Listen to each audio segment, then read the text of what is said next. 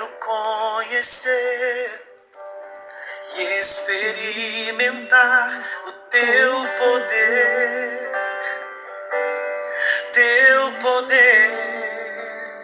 Mais uma vez, quero conhecer e experimentar o teu poder,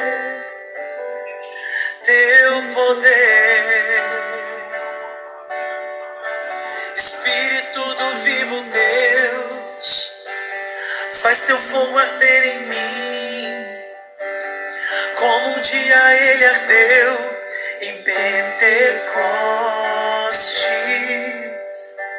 Espírito do vivo Deus, faz teu fogo arder em mim, como um dia ele ardeu em Pentecostes.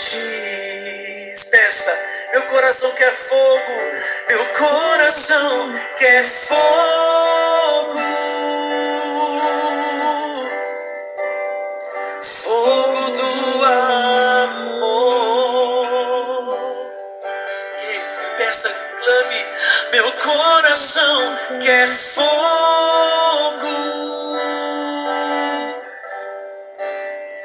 fogo do amor. Deseja, põe a mão no seu coração e cante. Meu coração quer fogo, fogo do amor.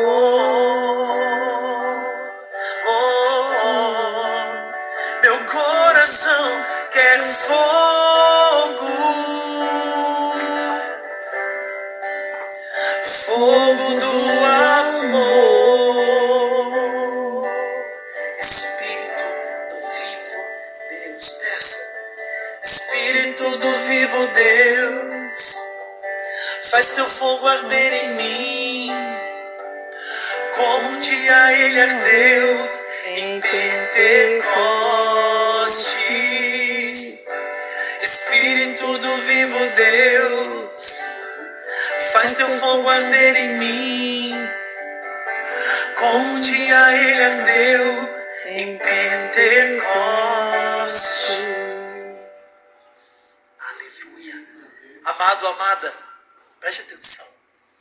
Às vezes, quando nós olhamos as histórias de Atos dos Apóstolos, olhamos para os apóstolos e pensamos, são homens tão fortes. Quando olhamos para os apóstolos e discípulos, na igreja primitiva e tantas histórias de homens de Deus, de padres, sacerdotes, pregadores, religiosos, olhamos para os homens cheios do Espírito Santo e dizemos, nossa, como são homens fortes, são homens diferentes, são homens diferenciados, mulheres diferenciadas. E às vezes nós olhamos para os apóstolos, para homens pregadores, profetas e tantos homens da Bíblia e nos vemos distantes desses homens. Tantas vezes nós olhamos para os santos, a vida dos santos que fizeram coisas extraordinárias porque estavam cheios do Espírito Santo e nos vemos distante deles. Parece que isso é inalcançável, mas eu quero que você caminhe comigo hoje na dinâmica de Pentecostes e você vai entender o que eu estou tentando te dizer. Vamos voltar antes da experiência de Pentecostes, do Espírito Santo, como eles eram. Anota aí, Deus quer transformar nossa fraqueza em força. E aí o subtítulo de hoje é a dinâmica de Pentecostes. Vamos começar por Pedro. Como Pedro era? Pedro era um pescador. Um homem normal. Pedro era impulsivo. Pedro era sanguíneo. Pedro queria as coisas do jeito dele, na hora dele. Pedro muitas vezes não acreditou. Duvidou, teve fé. Quando a gente olha para Pedro antes de Pentecostes, aí a gente consegue se ver. A gente consegue se ver em Pedro antes de Pentecostes. Vamos pensar em Tomé.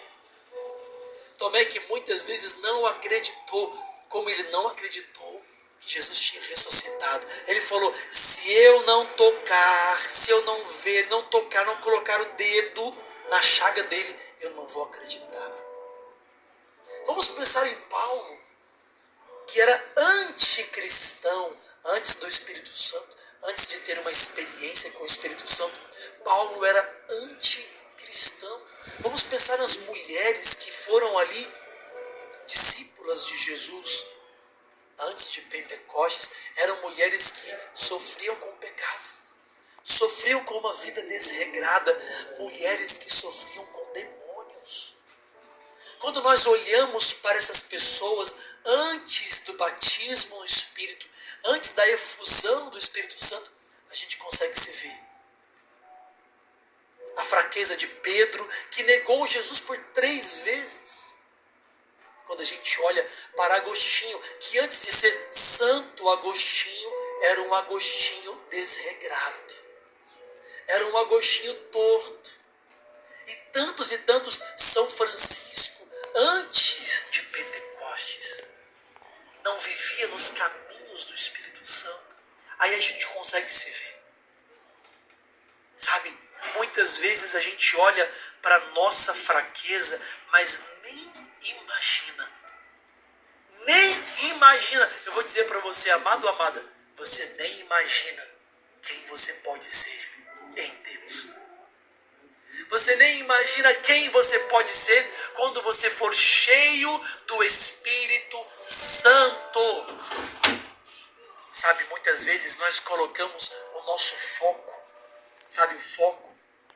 A gente coloca o nosso foco nas nossas fraquezas, mas deixamos de pensar, de imaginar e de visualizar quem podemos ser se formos cheios do Espírito. Assim como Pedro. Lembra como Pedro era antes de Pentecostes? Como eu disse, impulsivo, pescador, um homem normal, um homem simples. E Jesus fala para ele: Pedro, você vai ser pescador de homens. E Pedro olha para Jesus e fala: esse homem não está sabendo o que ele está falando. Ele confia, realmente ele está me escolhendo. Às vezes nós somos assim como Pedro.